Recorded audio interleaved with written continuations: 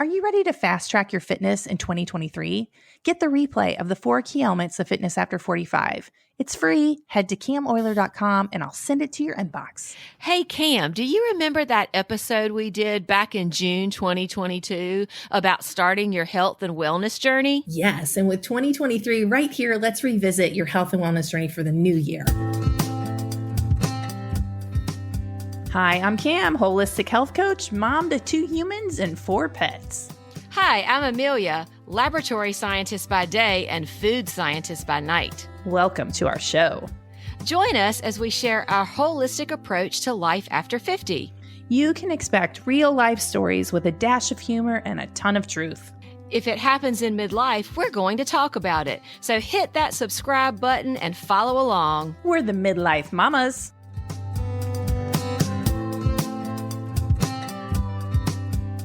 So, folks, we had such positive response for an episode we did in June about starting your health and wellness journey. We thought it was the perfect time to revisit that subject for the new year. And I'm super excited to talk about this again. Absolutely. And as we get deeper into menopause, what are the best practices? What are really dial movers for us? And so we're bringing all of that to you today so you can start 2023 on the right foot. Yeah, absolutely. And I think before we even get started, Cam, I want to kind of borrow from some concepts we did or we talked about back in June. And the first thing is to have grace for yourself because you're not your 30 or 20-year-old self. So having grace, but being forward looking and actually trying to do a little bit better every day is something to strive for me. Absolutely. And just to remind you that you are changing physically, your hormone makeup is different now. And the things that we used to do when we were younger were often hidden or disguised by good old estrogen. And with less estrogen in our bodies, we're more sensitive to stress and weird things happen. So estrogen also helps us build muscle, for example. And so things are different. And so therefore we need to be different. We have to act differently. And it's really easy to get into a rut like, well, I used to be able to do this and like get down on yourself. So offering yourself grace and understanding that you are physically different, that's a great place to start. It is a great place to start. And it's a place of enlightenment, which is kind of the first bullet point for me, is even in the ripe old age of 55, I try to learn. So one of the things I'm going to try to do in 2023, and I encourage everyone along their health and wellness journey, regardless of where you are, is to learn, whether it's listening to our podcast or looking at some social media accounts of trusted sources or reading articles. Learn what the current thinking is because we are of the 80s and 90s diet culture and we've got to kind of shut that or reframe that and to really learn what works for you. Absolutely. And here's another thing from the science point of view. Since 2020, there have been a handful of studies on menopausal women and strength training or exercise, which is all new because most of the studies were done on like 20-year-old dudes, which we are not. They didn't want to study women because we cycle and have all these hormonal changes. So that's really exciting that we're starting to see more research for us and what are the best practices. And so learning is a great idea. Right. And kind of hand in hand with that, Cam, and we've said this over and over, be an experiment of one. So once you've learned some best practices or what the literature is saying, look at it for yourself. And a great example of that, Cam, is your experiment with a GCM, a continuous glucose monitor. So for you personally what spikes your blood glucose and what doesn't. And that might be different for every person. Absolutely. So there are definite trends, but then within myself, it's a little bit different. In fact, I just wrote something to a client. Apple cider vinegar is an example. It works for some people and it doesn't work for other people. So that's an example. Apple cider vinegar before meals could curb your blood sugar, but it may work for you. It may not work for you. It depends on you. So I love that. And that's so easy. So if that's something that is beneficial, why not just try it? Just do an experiment and see if it works for you. And if it doesn't, then you haven't really lost anything but a few bucks, right? Exactly. And, you can always start with a salad with an oil and vinegar dressing, and you're on the right track. I mean, don't put like the bread and the croutons on it because then the experiment won't work. But if it's veggies and greens and, apple cider vinegar or some kind of vinegar and oil, salt and pepper, spices, you're good to go. And that is a healthy way to start any meal. And it may also help you keep your blood sugar more in check. That's such a great tip. I love it. And I haven't tried that, but I might. But that Mhm. kind of, it goes on to the next point. And I want people to be super honest with themselves about what is your truth. Are you Mhm. actually striving to do something because you really want it? Or is it an expectation that you have brought forward with you? And we covered this in last week's episode. We cover it so much about being authentic and really being honest with yourself. What is your truth versus what is some perceived expectation? Right. If you're trying to change your weight on the scale, first of all, that's only one indicator of health, by the way, and it's probably the least significant. Are you trying to like die the smallest number? Like, is that your goal? And then does that really equal happiness? And does that really equal health? And so it's kind of like just really check yourself when it comes to whatever you're measuring yourself against. I What love that. And that mhm, kind of, because that's different for every person. And it kind of goes to the next question I would ask myself and I would ask of our listeners. Are you telling yourself untruths? Are you taking your thoughts to court? So these mhm, things, these expectations, are they real? But that doesn't give you a pass either. So mhm, I have an acquaintance and I love her. She's a lovely person, but every time we go somewhere and she gets dessert, she says every time, "Oh, my diet will start tomorrow." A, I don't love the word diet, but mhm. B, if you're putting off something that will help you physically, mentally, spiritual, why? What is this lie you're telling yourself about, oh, it's going to start tomorrow? Because guess what? There's always tomorrow. You need to live in the present and do what's right for today. But that might be a little bit of a hot button soapbox topic for me. That's okay. I mean, it reminds me of like the vacation. Like when you go to a vacation, I used to like let it go, like drink whatever I want, eat whatever I want. Like, I'm on vacation. I'm on vacation from life. And now, like, it doesn't serve me. I don't want to feel like junk. I don't want to feel sluggy and bloated and blah. So, you know, that's the truth. That's the truth It for is the sure. truth, but isn't it also true, Cam? And we've talked about this as well. We also own what we want when we want it. So if we want the cheesecake, we eat the cheesecake. It doesn't Mhm. mean we're putting anything off for good health tomorrow. It just means that that's part of the joy, in this case, on our plate. So we're taking everything in moderation and accepting that decision for today, and then deciding for tomorrow what's best for tomorrow. Yeah, and as far as food goes, and I don't recommend this for all clients, but maybe keeping a log for Yes. a week and like really be honest. What are you putting in your pie hole? Like what is going in your mouth? And like write Yeah. it down. And and then also I love keeping track of your biofeedback. Like how do you feel afterwards? Because that's a big indicator. If you eat food and feel amazing, your brain's working, energy's great, no bloating, like you're ready to go. What did you eat? What did you just eat? Because that is good for you. It's good for it's agreeing with you.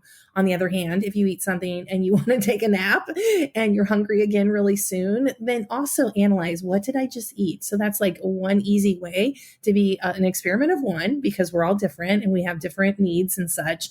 And, get in touch with how your body's responding to the food that you're choosing to eat.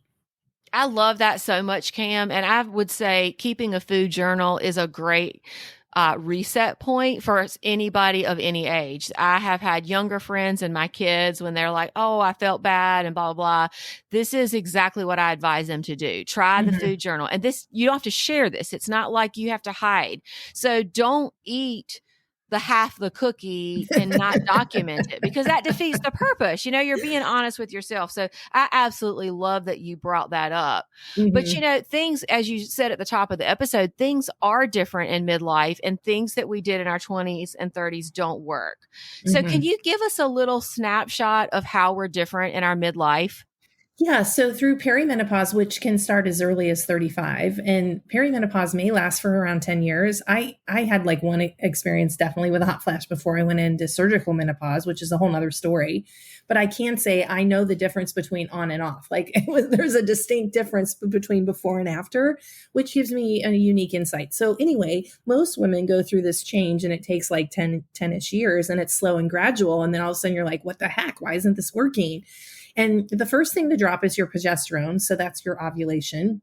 And then second is your estrogen is on a wild roller coaster ride until you don't have a period for 12 months. And then you're in menopause, which then you call postmenopause, whatever. So And that means your estrogen is at its lowest level. Estrogen gets a really bad rap, but estrogen is very protective. It helps us build muscles. It helps us like manage stress. And so when we were younger, we were able to get away with stuff, and your body's like, okay, I'll cover that for you now. But when you get to midlife, your body's like, nope, gig's up, lady. You better start taking better care of yourself. You can't hide anymore. That's how I like to think of it. That's a great concept. I think we've called estrogen our warrior hormone before, but because of these hormone shifts, things are affected like your sleep needs, and you already mentioned muscle mass and just your attitude. I found that when I was entering, probably shifting from the perimenopause to menopause, I went through a period of fairly extreme anxiety where it was more social, like I didn't want to run into people I knew, and I was just fearful of so much more things. So these hormone shifts are profound. And like you said, it does end up kind of uncovering some bad habits that we now may need to look at trying to remedy. And we might need to be leaning into some newer habits and better things for our bodies and our minds as well. And all of these symptoms are normal. They're normal, but that doesn't mean that they're they're common. Hold on. Let me start that over. That's they're great. Common. Yeah, they're common, but that doesn't mean it's normal. And chances are, if you go to a regular OBGYN, they're going to ask you or suggest you go on birth control pills or anxiety medication. Yep. Which is just masking, putting a Band-Aid on the true situation. That is not getting to the root cause. You are losing your progesterone, your estrogen, and maybe your testosterone. That's for me. And then it's okay to use bioidentical hormones to get you through this. And also there's health benefits. So I really encourage you to explore that with a functional medicine doctor who thinks holistically about your body versus here's a prescription. First of all, you're not crazy. These things really do happen. You have emotions and you have feelings and your body's changing. All of these things are related to hormones, all of them. Mm-hmm. So true. And what you were saying about these things being common but not normal, I kind of want to draw attention to, we did an episode on midlife myths that aired on December 14th. So if you want a little more detail about what that looks like, at least the myths that you and I found to be the most poignant, that's in that episode. But I do love that. And that I think is so important, Cam, is that's kind of the crux of what we do here is we point to how midlife is different and try to help women through it. And you just got such a great, educational background, and you're so cutting edge, which I love, because like you said, when you go to a normal, usual Western medicine trained doctor, you don't hear any of this stuff. And you end up being on this roller coaster and wondering, why are you crazy? And you're not crazy. It's just that these changes are profound and they have physical and mental and emotional effects that we've not really been trained to be aware of unless we really look hard. I want to also share this. So I recently, 3 months ago, have changed all of my hormones to creams, and I'm using an online doctor. So if you physically don't have a doctor in your area, there are resources. I'll tell you, I'm Glow Wellness Naturals or something like that. I'll put the show notes in there. And I prepaid for my whole year. I get my hormones tested at home. The first time was blood. The second time was saliva. I don't know what the third and the fourth time are going to be. And then the creams come in the mail, and it's based on my results. And, so if you don't have a physical doctor in your area, don't give up hope. Don't hang it up and just accept that this is going to be the way it's going to be. It doesn't have to be that way. There's resources available that were not available when I went through menopause just 4 years ago.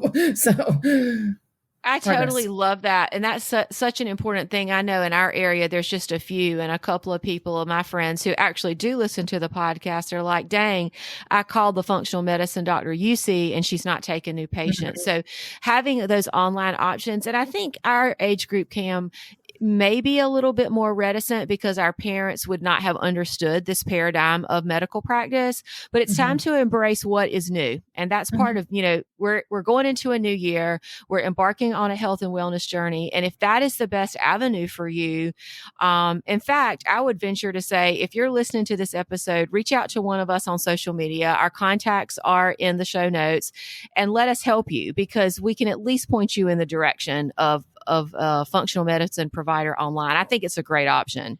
Yeah, and one place to look is to go to the Dutch website, and then you can like reverse engineer it if you want somebody in person. That's how I found my original doctor, who I do see annually, and I still will do the Dutch test.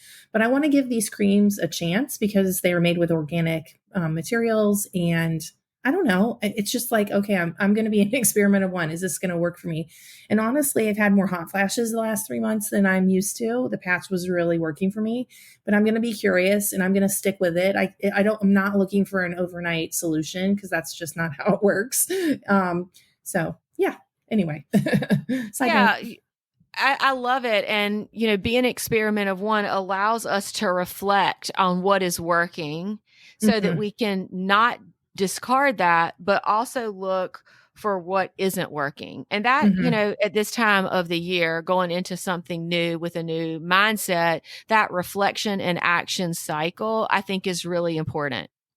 Yeah, and I encourage you to take some kind of action. It's really easy to get stuck in fear and not find the courage to take a step or try something new, and it's okay to try something new because you can always choose again, which we just did an episode on starting Absolutely. over I in was just midlife. thinking that. Yeah.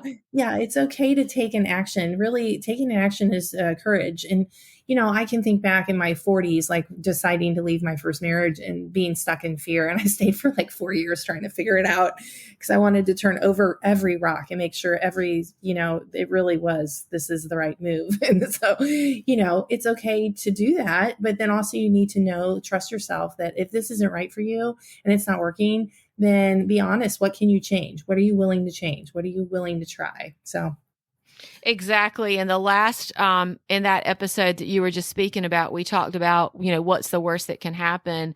And I've personally discovered over the last 6 or 8 months that I can handle the worst. Because in some situations, there's no choice. Life moves on and crap happens and we have to get through it. So when we're talking about expanding, starting, continuing your health and wellness journey, the same principle applies. Look at what's working and have the bravery to say, I'm going to try something new, and know that you can backtrack or you can move out of one thing into another, whether it's changing your diet, changing your exercise patterns, which we know we need to be doing in midlife instead of all of that crazy cardio we did in our 20s and 30s. So just try it, what's that old commercial? Try it. You might like it. Mikey. That's right. Yeah, exactly. Life cereal or something like that.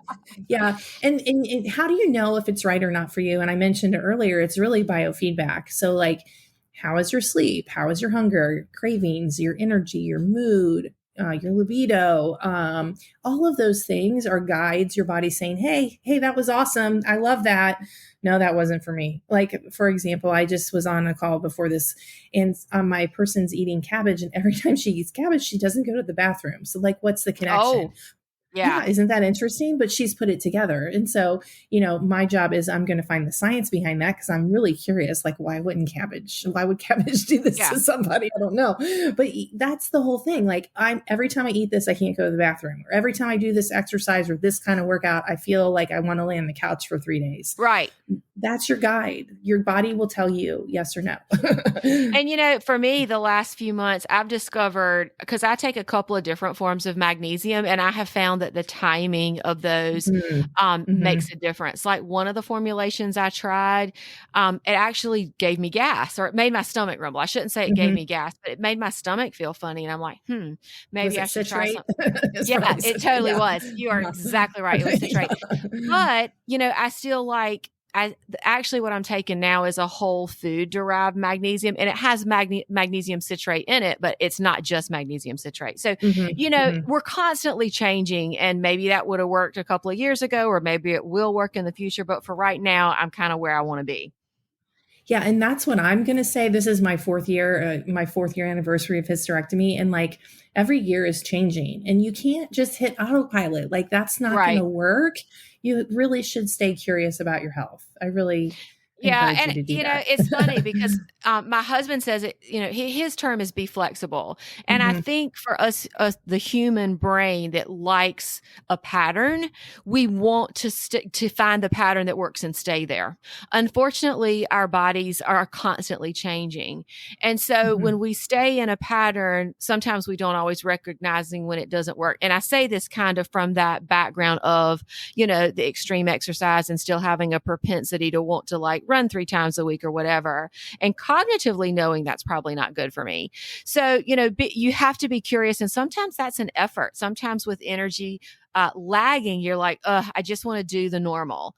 But Yeah. normal is different now, right? Right. Yeah. It would be really boring if we stayed the same all Yeah. the time. Yeah. So, and I just want to bring awareness because I had like the blinders on to my health. Like I was working out and eating fairly decently all through my 40s. And yet at the age of 49, things fell off. Like I had a lot of weird health things, weird injuries, slow recovery, hypothyroidism, and this is just in 1 year. And then it went into fibroids, and then it was hysterectomy. That was 1 year. 2018 was a hell of a year.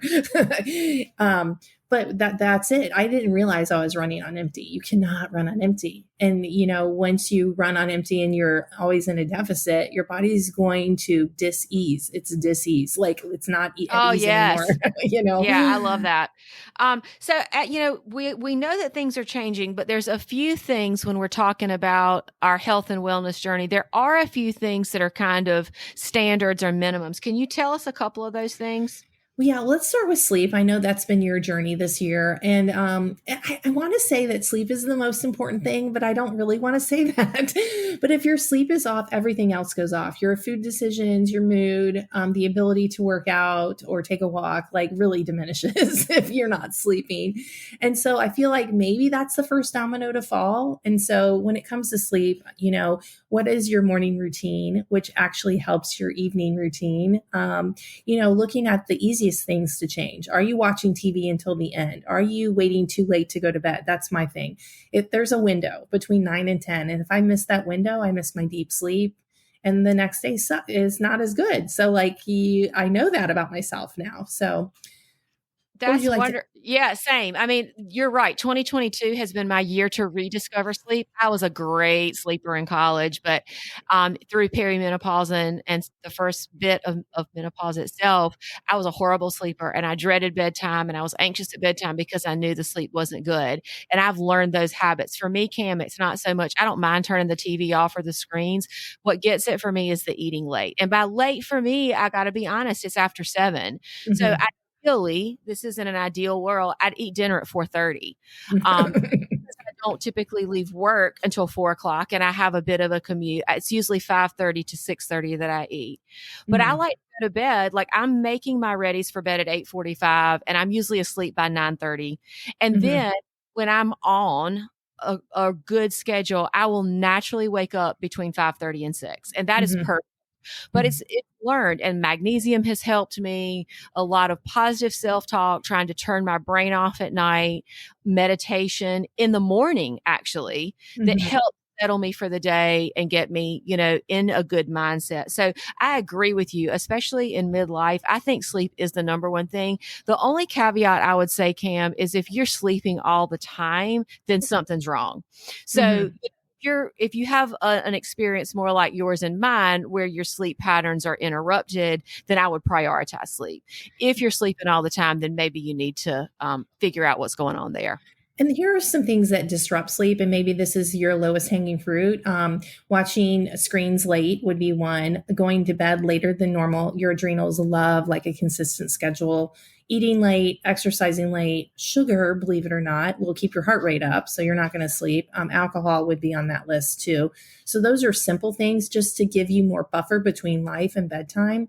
Journaling, meditation, all of that.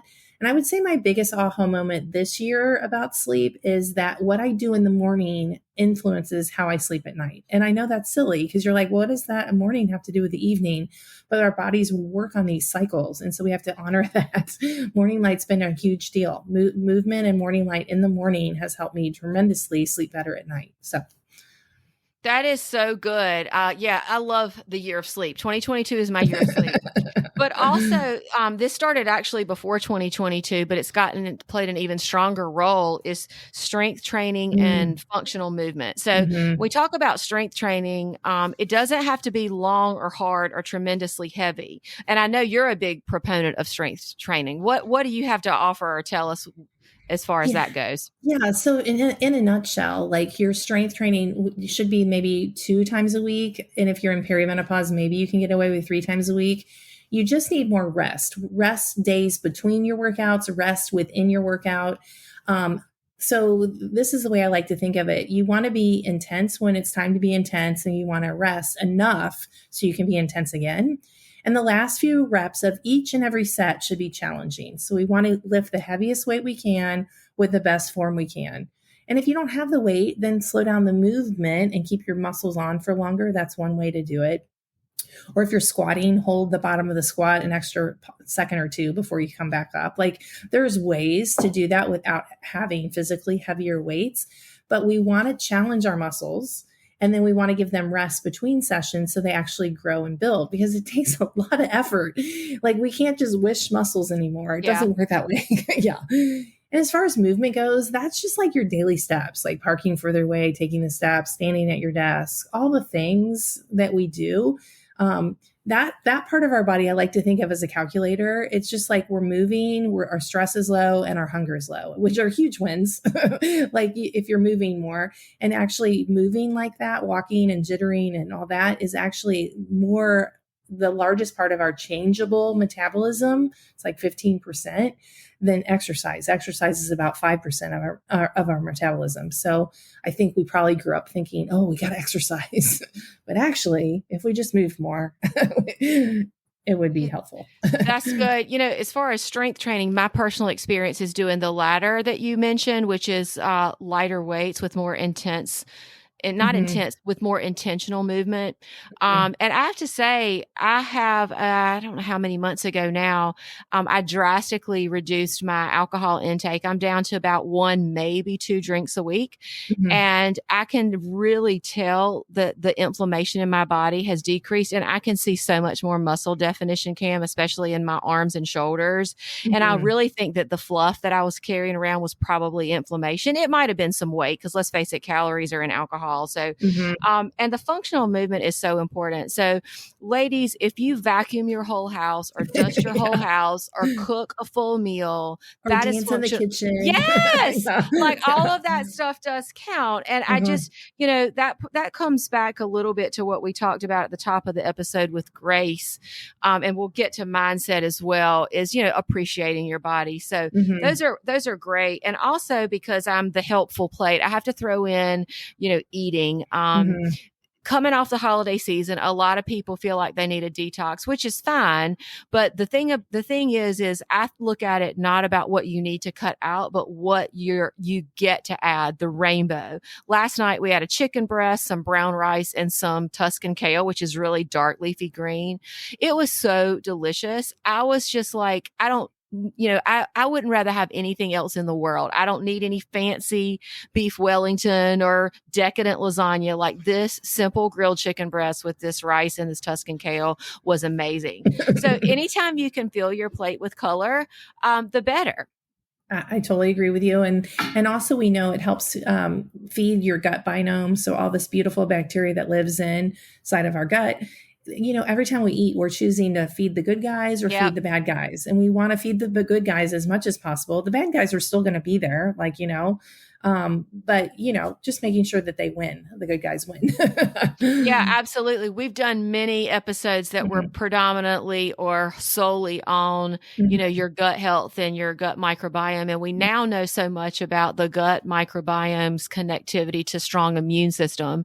So I don't want to go off on a complete tangent on that, but you're absolutely right, Cam. When we feed the good gut bacteria, there's many more benefits than just a slimmer waistline. Yeah, I was on a masterclass this week, and our gut is tied to our anxiety. It's tied to our immunity. It's tied to our brain health, all of it. So, if your gut is a wreck, start adding more colorful, diverse veggies to your life, diverse foods, and see if that doesn't help you. And how do you know? Are you bloated? Are you gassy? Are you going to the bathroom regularly? How's your energy? Like all of those things, the biofeedback regarding your food, that's an excellent place to start.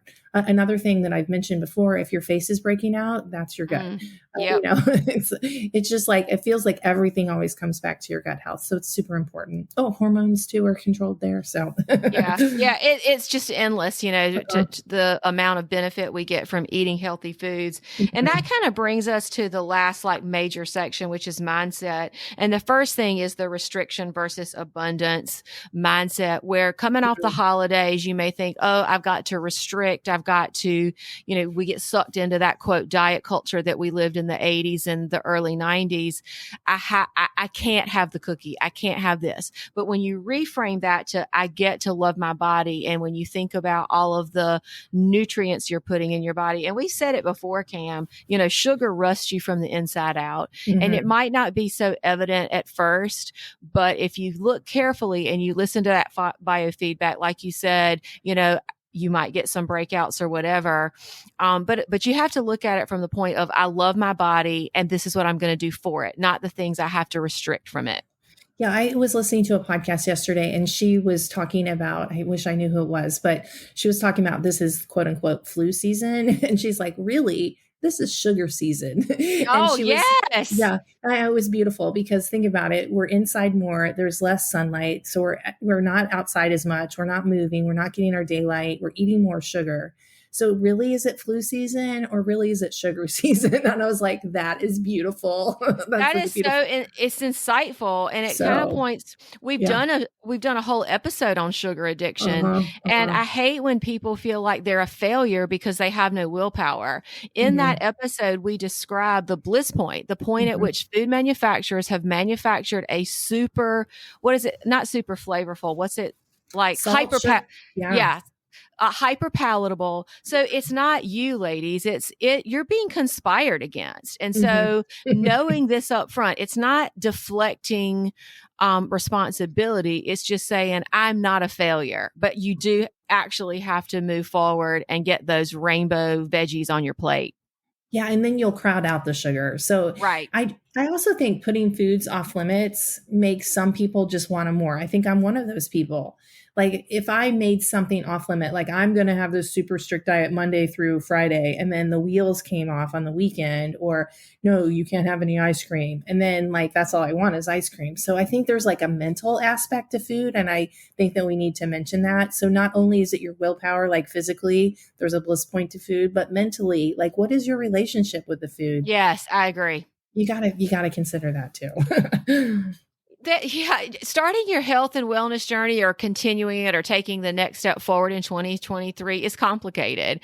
We're not trying to say this is going to be easy, but too many people have a really positive outlook and hopefulness on January 1. And by February 1, the wheels come off. So we're trying to give you some ways. And a lot of this is mind work. Let's be honest. A lot of this isn't about just getting those extra steps in or just getting those vegetables, because it starts with the intention to do these things. So a lot of this work is in your mind. 100%. And if 99% of our actions, it's actually more than that, are unconscious, all we're doing is bringing things to your consciousness, and you're choosing to choose the exercise, the food, the attitude, and then it's brought into your awareness, and then you're in control of your life. Like if you're on autopilot, you don't even know you're doing the thing, then how can you change the thing? So yeah, such wisdom. I'd like to end on that, but I have one more point. And this, we already mentioned this before, but it goes with mindset. You can't change a body that you hate. So the first thing for me has been, and I said this in our last episode, when we talked about reflections on 2022, is embracing my thick thighs and my, ample hips. That is the way I'm shaped, and I'm going to love that. So if you're in a place and you're entering 2023 where you want to change, start by loving the body that you have. Because if you're a mom, you actually grew human beings, and there's a great amount of accomplishment there.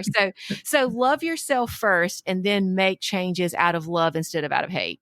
I absolutely 100%. And that's what mindset is how are you thinking? What are your thoughts towards yourself? And how can I shift those things? We talk often about reframing, and this is a beautiful place to start. maybe get naked in front of your full mirror and like do some mirror talk and like get in touch with yourself. And it's hard. You don't want to look at the thing, you don't want to look at the thing that you don't like, but then you have to understand that this is carrying you through life and it's gotten to you to this stage and you grew humans if you're a mom and all of those things. So like finding gratitude for your bodies. So good. Hard work. Yeah. So good. And it is hard work, but it's okay. But we're all going to go into 2023 with a positive mindset and we're going to get all this stuff done.